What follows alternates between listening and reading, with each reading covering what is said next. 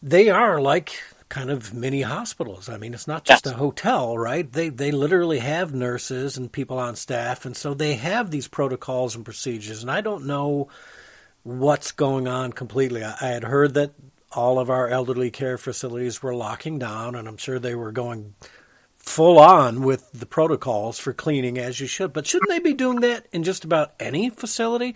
So it aggravates me that a facility like your wife was at that did other things beside COVID gets shut down because, oh, no, we can't take any more patients due to COVID. I'm thinking, what if I had a heart surgery scheduled or something, you know?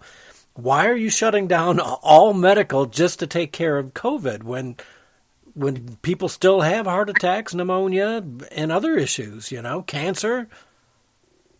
And as I think you understand, Gary, those are numbers we'll probably never understand. It's been put out there. It's been suggested that, you know, a shutdown of facilities, centers, treatments will lead to other non-COVID related deaths.